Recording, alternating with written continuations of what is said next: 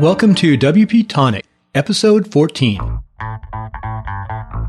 Today, Jonathan and I are interviewing a 20-something Austrian who runs a business out of Bangkok, Thailand. But before we get into the show, I would like to update you, the listener, on what Jonathan and I are doing with our businesses. First, to the surprise of many, we made it to episode 14, and we are going strong producing podcasts together, getting better each and every episode. We are both building websites, improving techniques, and developing new products. Jonathan is working hard on his SaaS, that's SaaS, Software as a Service, and his product MailRite. And I'm working on developing a process to help the new podcaster quickly integrate WordPress and new media so they can focus on podcasting and their hobbies or businesses. At the first of the year, Jonathan and I are starting a new WordPress meetup group called WordPress and New Media for Reno Entrepreneurs and Businesses.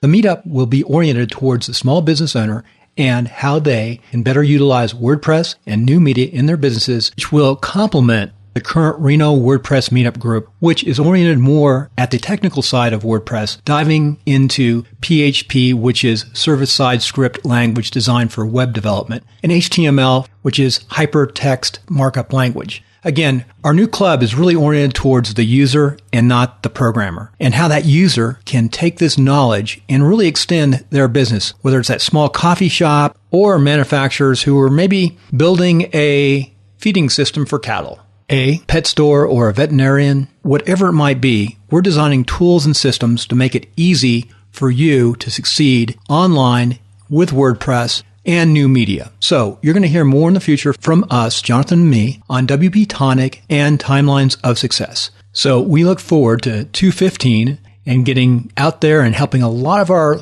businesses, local and across the globe. Well, now let's get into the interviews. This is the second of 2 interviews, and you can find more about our guest on episode 80 of Timelines of Success. Now, let's get into our show with David Hehenberger. David is from Austria. He has been traveling the world for 4.5 years. He is currently in Bangkok, Thailand, running his company, Fat Cat Apps, building amazing plugins with his team of coders. He is also the co-host of WPcast.fm, a professional WordPress podcast. Now, without further ado, let's get right into the episode of WP-Tonic with our guest, David Hehenberger. David, Jonathan, we're at WP-Tonic, our first international podcast. Right, David, thanks for coming on the show. Yeah, thanks for having me. It means a lot to me. It's great. So basically, you're kind of a business owner. I've been reading your blog posts, your experiences of building up a WordPress-based business in the plugin sector. Yep. So basically, what do you actually do roughly on a daily basis then, David? Okay, so with Fat Cat Apps, and Fat Cat kind of fits in because our vision for our products is that they are tools used by marketers and entrepreneurs to help them in some way or another, hopefully make more money. So that's where Fat Cat Apps, the brand, comes in. But what I do on a daily basis, I'm pretty much removed from the coding at this point. So I got one full-time programmer and one part-time programmer that I'm working with. And what I'm mostly doing is I'm doing like product management, deciding on the direction of our products, managing the dev team, dev lead, kind of making sure that everything they're doing is on the right track and looks good. Also, testing, making sure that everything works, design, and then like the business side of things, like marketing, copywriting, again, when I'm hiring somebody, like finances, all that kind of stuff. So pretty much, I'm still dabbling in the code occasionally, but pretty much everything other than like being deep in the code. So you didn't actually. So you have a bit of a. What I want to clarify, because I think you did some SEO consultancy, business consultancy, but you also did a little bit front end or front and back end. What did you? Yeah. What are your kind of skills, basically, David? I got like this. Got a pretty wide range, I would say. So back in the day, I was doing a lot of .NET and Java, like hardcore like development. That was maybe 5 or 6 years ago. And then I kind of transitioned more like to the internet marketing side. I was doing SEO. So mostly analytics. You went to the dark side then, David? Yeah, exactly. And now I'm kind of coming back. Now I'm kind of coming back to the, like making software, and I'm really happy actually that I'm doing that.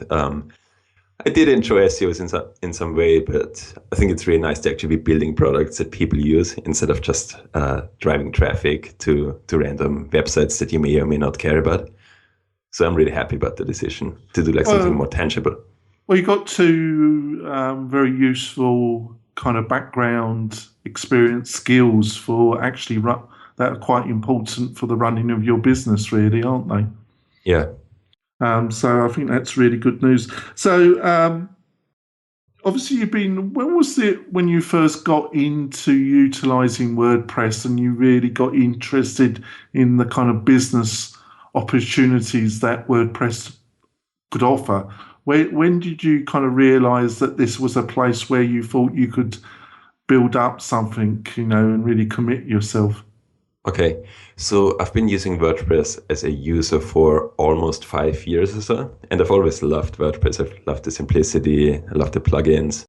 But the decision to go into WordPress and, start a business, I probably made that a bit more than like a year, 1.5 years ago or so. And it basically boiled down from, I was running this SEO consultancy, and just in some ways, to be honest, I wasn't that happy about like how things were going. I was getting tired of SEO. There were like always those really fast changes. Google was always rolling out new updates. I just got very tired of it, and I looked at where I wanted to be in the long run, and I wanted to get back to making software.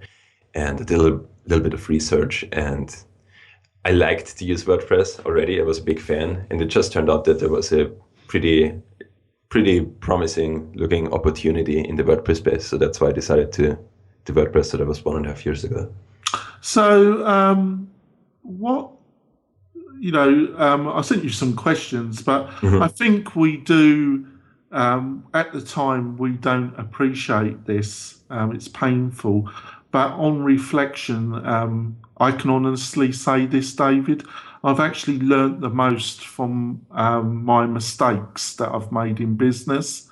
And what do you mind sharing us maybe one of your biggest disasters or business-wise, and what you learnt from that experience?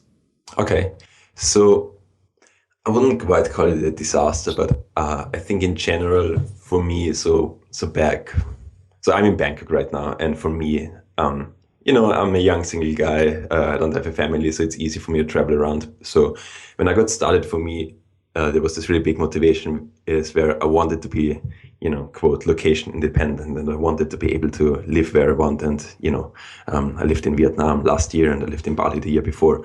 So I was basically looking at like what kind of business or what could I do for work in order to get there. There was this 4-Work Week book, which is a great book, but I started to get into this community, and everybody was just always talking about like internet marketing, SEO, niche sites.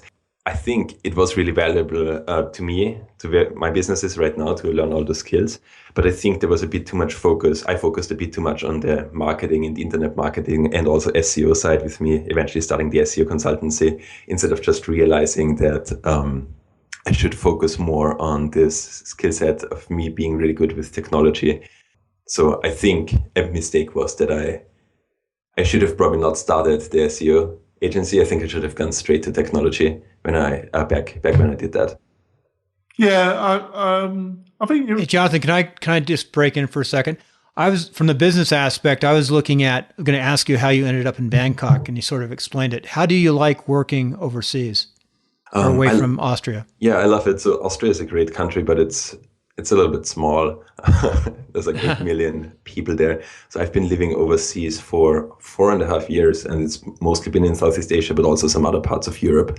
And I really like it. I've been in Bangkok for like 3 or 4 months now. Probably stay for a few more months, but at some point next year I'll probably leave.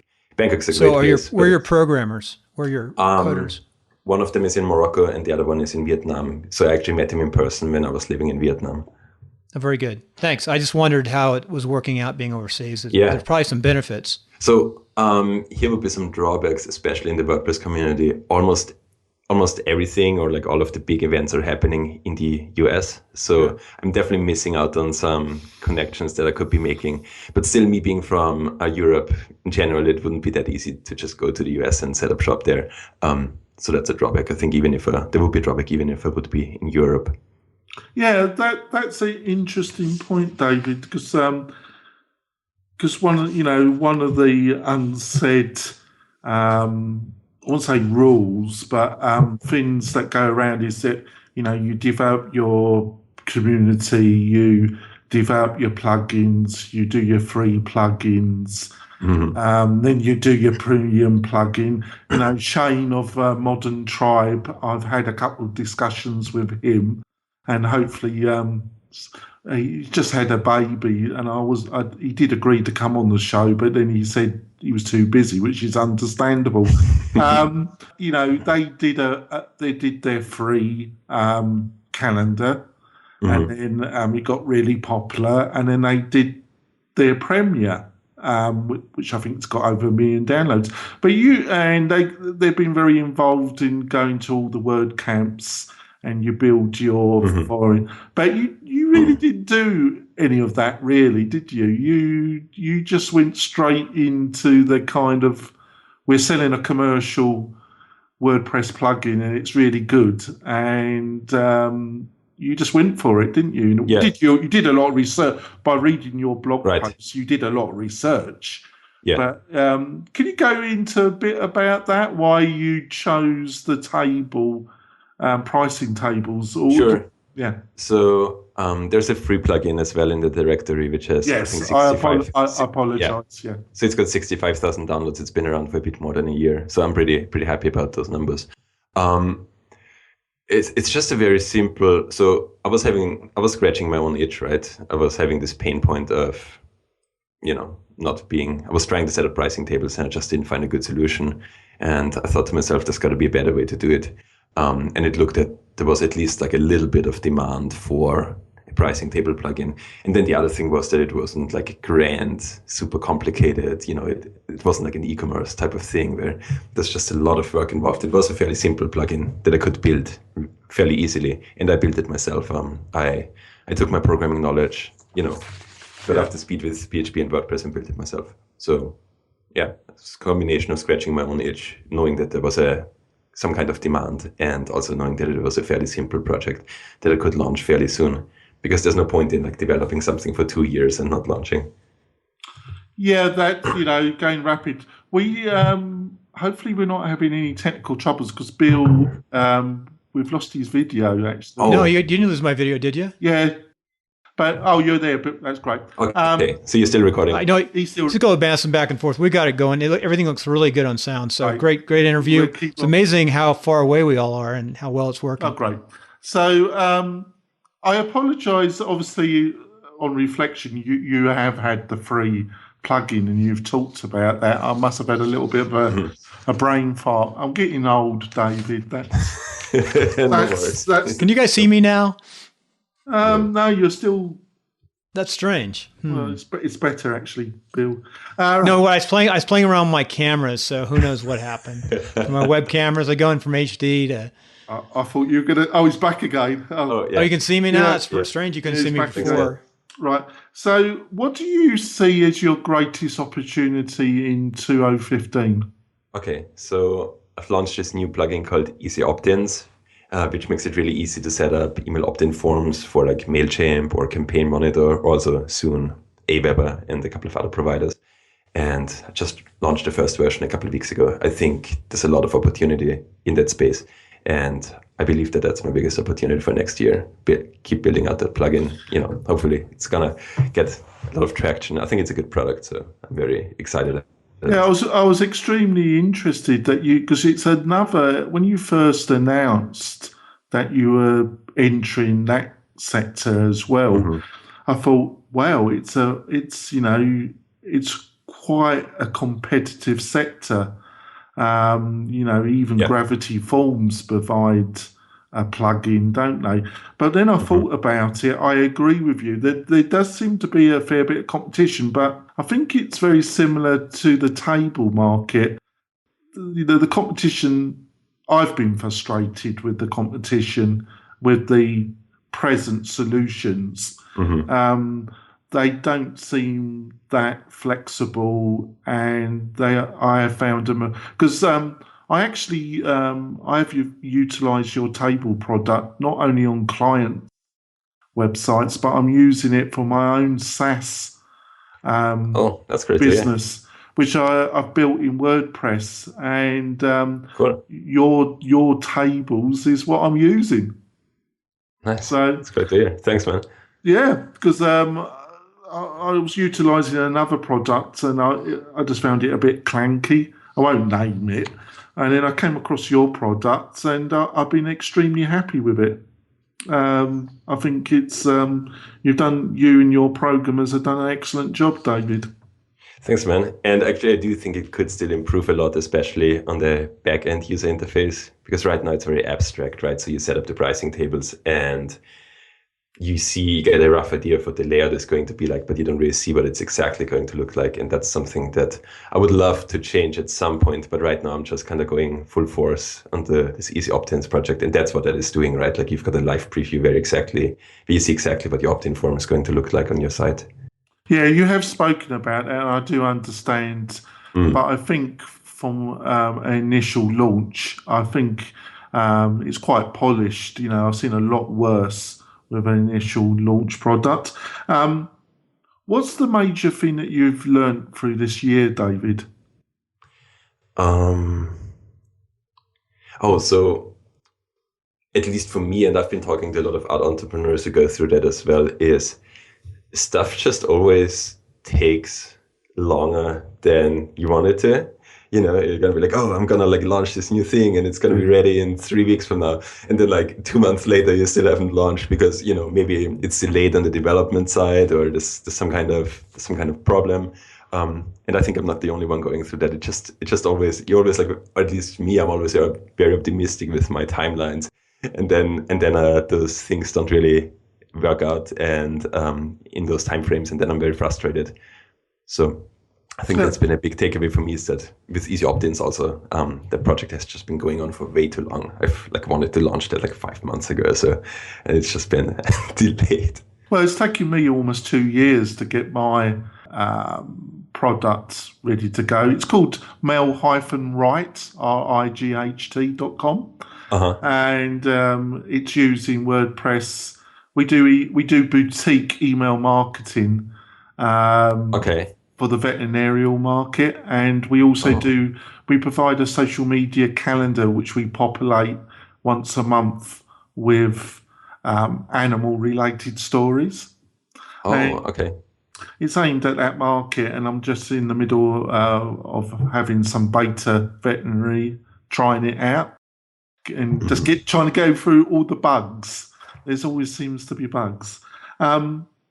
So do you think another factor that's helped you is being in the Far East? So you could then utilise Far Eastern programmers, and have that cost saving, because good quality programmers in the US, and I'm a bit like you, I dabble in PHP and I'm more of a front end, but good PHP WordPress programmers aren't cheap in the US. Right.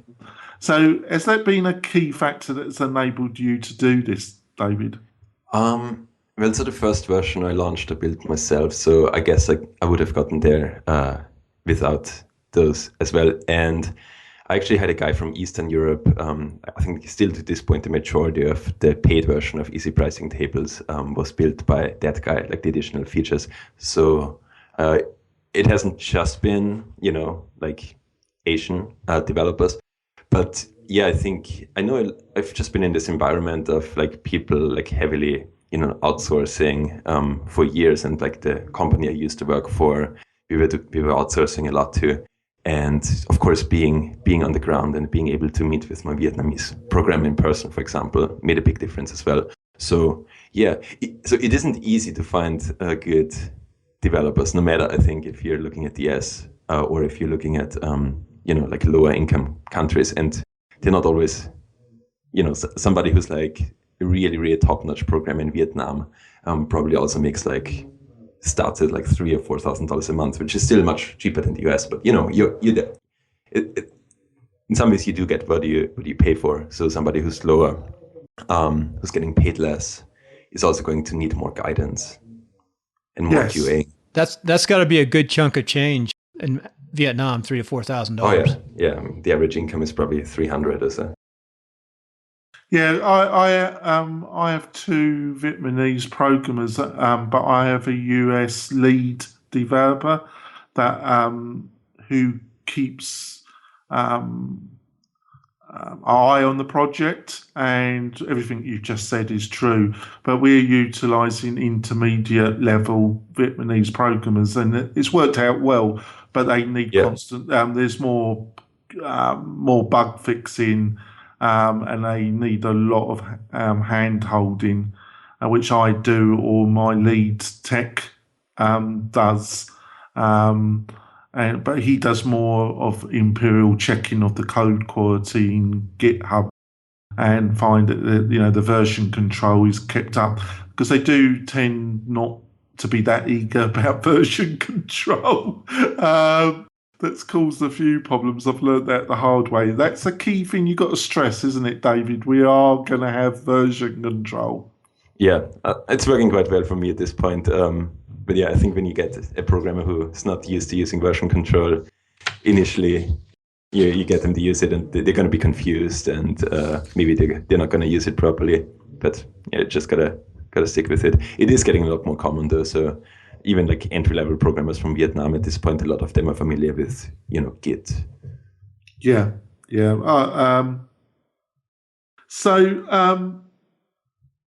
How do you see WordPress going in the next year and a half? Do you think it's on a trend of just getting stronger, or do you think there are some challenges that are brewing for WordPress?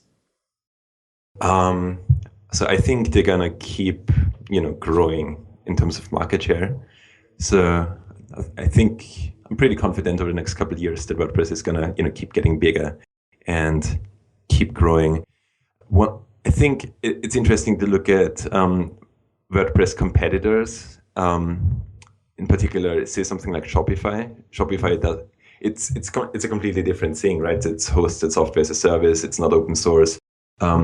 But I know a lot of people that use Shopify instead of, say, using WooCommerce, because it's just a lot easier, to be honest. It's just really easy to set up, and the majority of the things you need, they've got there, and they also got an app store. So I think based on, if somebody is like a very beginner entry-level user based on their requirements, WordPress might not always be the best solution, because it is getting, it's getting more powerful, but also more complex. There's like so many things and so many headaches. Like, you need to make sure your security is tight and your page load speed is fast, and you need to choose the right hosting company so your site isn't slow, and make sure you don't get hacked, and make sure you use the right plugins and not the wrong ones. So there's just a lot of things that you can do wrong.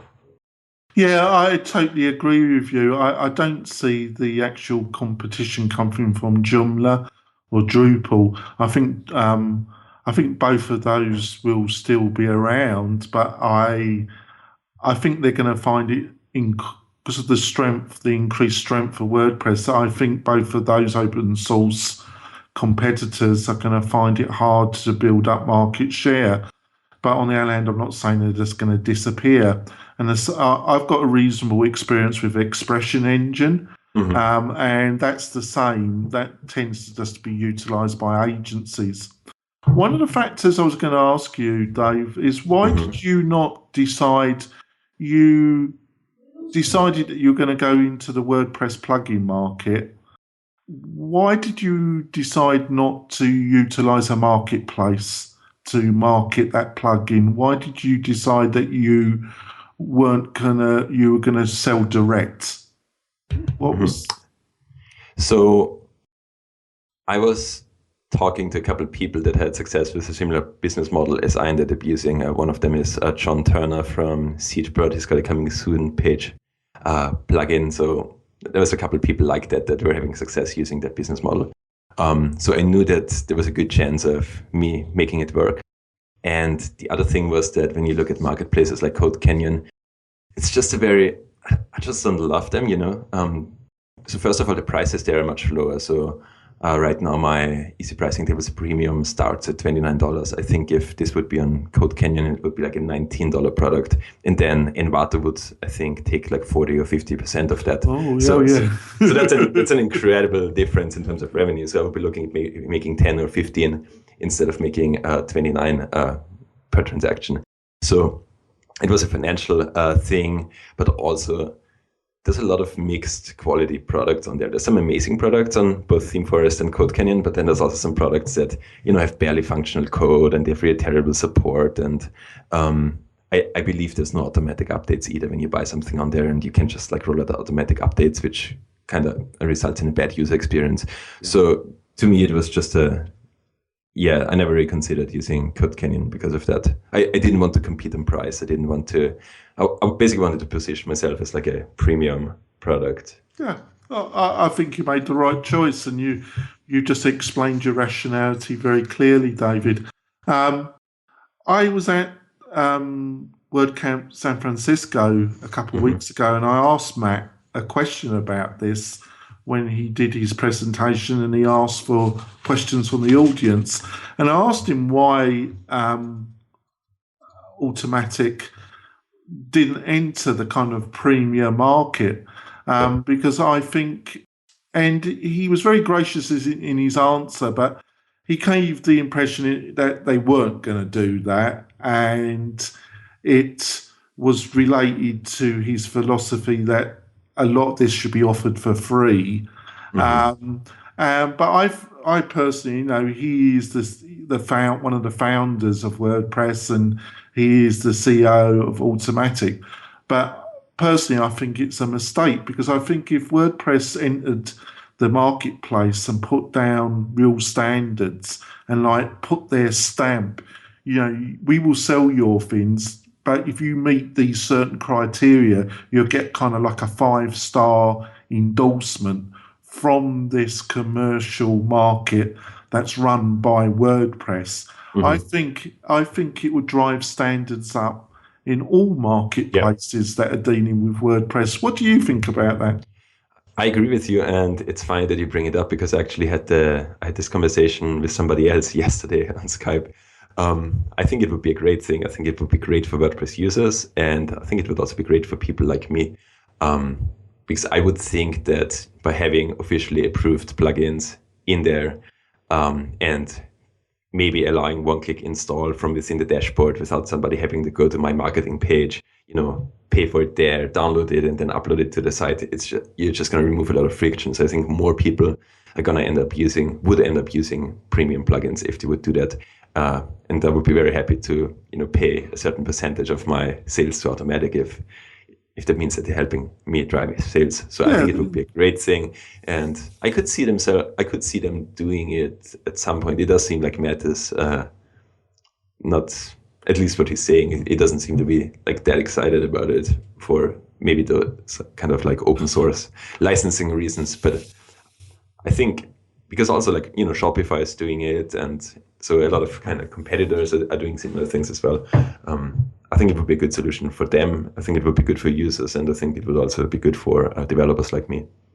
Well, I think I'm going to ask one more question, because the time has flown and we're almost near half an hour, David, but it doesn't seem that way, does it? I think it's gone really quick, and I've been fascinated by your answers, and I think I'm very impressed with your business mind for such a young man. If you could, my last question is slightly odd, but if you could go back in the past, at some stage when you were thinking of what pathway you were going to go, and you could go back in time to talk to yourself, what would be the key bit of advice would you give to yourself? Okay, well, one very specific thing that I would tell myself, that I would have told myself 2.5 years ago, So after I was working in the internet marketing department of this e-commerce business, I basically went on inside the SEO consultancy, right? So I think at that point I would have told myself to, again, like I said, to not start the SEO consultancy and to go straight into maybe WordPress. The other piece of advice I would give myself or somebody who would be in a similar situation is this concept of finding your 5 hours. And there's a great blog post on the Tropical MBA blog about it. I can send you the link. Basically, it just means that you find something that you really like want to work on for like 5 hours per day, like every day. Maybe you want to take Sunday or even Saturday off, but it's just this concept of you finding something that you really enjoy working on, and you're gonna work on it 5 hours a day, every day for the next 5 years or so. And then you're gonna, things are gonna move in the right direction once you start doing that. So if you do something you don't really enjoy, or if you do something that, you just really can't be bothered with, then you're doing the wrong thing. And I think the other thing to mention here is that I oftentimes find myself, I think if I put in 5 really productive hours in a workday, it's a good workday for me. And I might spend more time in front of the computer than 5 hours. But if you're actually really focused and really productive, and you get a lot of stuff done you can get a lot of stuff done doing 5 hours, basically. So let me ask one follow-up question. Mm-hmm. What are some of the key things you have to do every day for your business? I think the biggest thing at this point is to check in with the developers and make sure things are moving in the right direction, and make sure that the code that they wrote looks good and works. So I think that's the main thing, because if I don't do that, then my developers can't keep working, and then everything comes to a halt. So that's the biggest thing. How do you market your product then? What's the marketing is actually very product related. So with Easy Pricing Tables, the free product, which is still a pretty good product, basically. Yeah. It basically is the marketing. So the marketing is to make a good product. I think that's the biggest thing. I think another thing could be part of my 5 hours right now is actually I'm really starting to enjoy design as I'm getting away from the code, but I still kind of have to make sure the application is easy to use and looks good. I'm actually really enjoying that. I'm spending quite a bit of time on that. Well, David, thank you for coming on WP-Tonic. Hopefully you enjoyed my questions. Yeah, absolutely. We do appreciate you joining us from so far, but I think you've been an excellent guest, and I think you've given some insights, and I think you're a bit of aspirational individual, because people see that it's still possible with a dedicated individual to build a real business in WordPress. If they're committed. So we're going to go off and speak to you soon, Dave. Yeah, actually, what we're going to do next, just a little advertisement commercial, is we're going to do timelines of success, or timelines interview, and we'll flip over from the technical side more into who David is, how he runs his business. So anyway, I enjoyed it. Jonathan did a good job. Hopefully, I know everything's going to come out well. Our sound looks really good. We're at 30 minutes and 31 minutes. Was you happy with that, David? Yeah. Thanks for having us. That's great. Closing technical comments. Jonathan and I get asked often many questions about WordPress, new media, and podcasting. One of them is the type of microphones we use. In today's interview, I was using the Heil PR-40 with a pop filter and a small mixer. This is one of the best setups you can have. The mixer and pop filter and microphone cost under $500. But a good substitute is the ATR 2100 microphone, which allows you to plug into your computer with a USB connection or go through a mixer. This dynamic microphone with a foam filter will do a great job and stop pops and outside noise. It cost less than $60. Jonathan was using the Blue Yeti microphone and a pop filter which sounds very good, and it's about $100. David was also using the Blue Yeti, but without a pop filter. If you listen closely, you can hear a few pops from David. These pops are sometimes hard to remove in the editing. We're all connected on this episode with Skype. David was in Bangkok, Thailand, Jonathan in Carson City, Nevada, and I was in Reno, Nevada. Overall, the sound was excellent. Again, thank you for listening to WP-Tonic. We'd appreciate it if you would go to iTunes and give us a review. The link is on the bottom and the top of show notes on this episode.